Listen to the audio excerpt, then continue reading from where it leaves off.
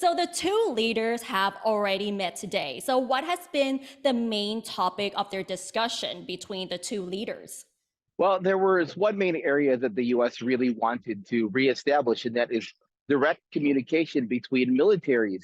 And the presidents both agreed that they would reestablish military communication that had gone by the wayside since China stopped responding to the US calls after they were angry that Taiwan hosted then US Speaker Nancy Pelosi, incidentally, who was from San Francisco. And even in his press conference, US President Joe Biden said he and she will be able to pick up the phone and call each other.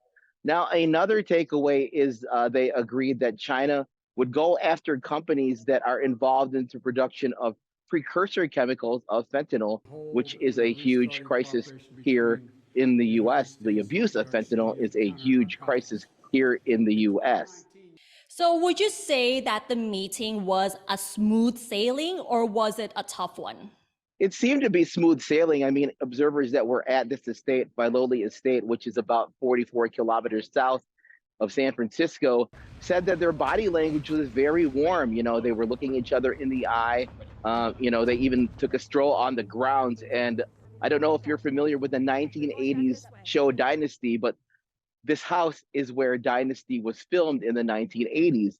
And Biden even wished Xi's wife a happy birthday because they have the same birthday. And she returned the favor by saying that he had forgotten his wife's birthday because he had been so busy in the planning for this summit. So, I mean, stuff like that shows that it's not tense, at least between the two leaders, because, of course, this meeting has been in the works. There have been so many diplomatic engagements over the past several months, and we finally got to this point. Right, and now let's talk about Thailand a bit more. So, what is the current sentiment from world leaders and the investors there about Thailand, especially now that Thailand has a new leader, Sethar Thavisin, who said that he wants to put Thailand back on the international radar? He has a clear goal here, and that is to attract investment from the US into the Land Bridge project, the $28 billion infrastructure project that would build, a new shipping lane in the region and would be a game changer for shipping. So that's his clear goal, and it seems like he's being received very well. He was supposed to speak with at the summit hall with other world leaders, and I do have a little personal story to share. He was out for prime rib on Monday night at the same restaurant that I was at. So he was enjoying one of San Francisco's classic restaurants. So it seems like he's enjoying himself. Right, and one last question. How do you foresee the relationship between Thailand and the US as well as APEC leaders? That's a hard question to answer because the prime minister is so new and the US has really been focused on China.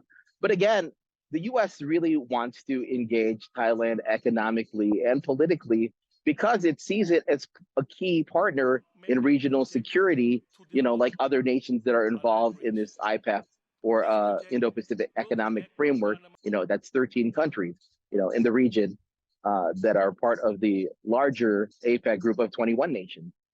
And right now we have CGTN correspondent Zhao Yunfei, who will also be sharing with us some insights of the APEC Summit. So the two leaders, President Joe Biden and President Xi Jinping, have already met. So what do you think has been the biggest achievement from this discussion?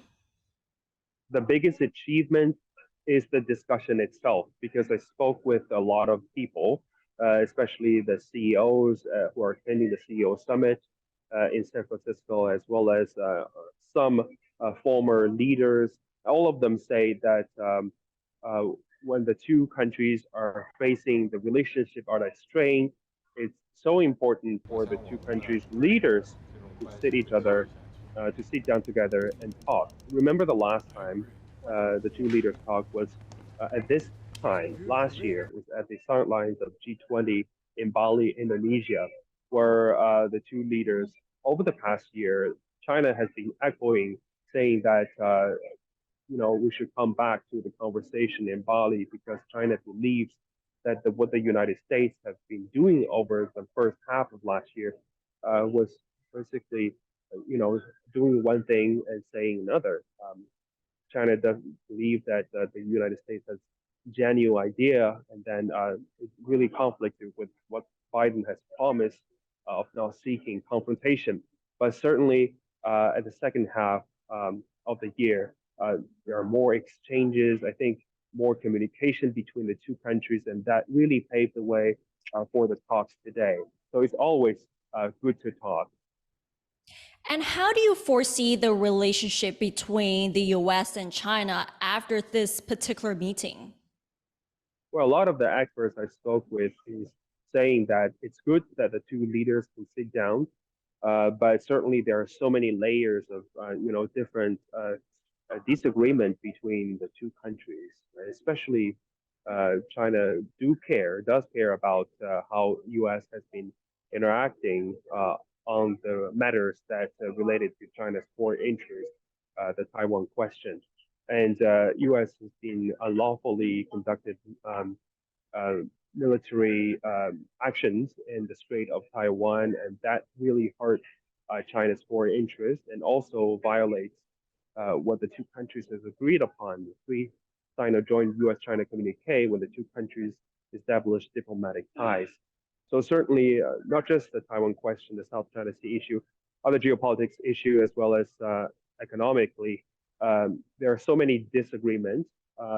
So it's not a very too positive signal, but what's being good is that this is the starting point of how the two countries are negotiating and working and seeking for the common ground. And there have been reports previously that the tensions between US and China may put the economic growth among APEC members in decline. Are the two leaders aware of this problem? I have no idea whether the United States is aware of this problem, but certainly China has been aware of them. That's why China has been called for a concept at the APEC over here, a shared future for Asia Pacific. And what is a shared future? It's a common how all the countries seeking for the common grounds and abandon unilateralism and embrace multilateralism and walk each other and protect the supply chain of the Asia Pacific. I think that's the point of APEC when the 21 economic entities, leaders of them, are sitting together and see how they can look for common ground.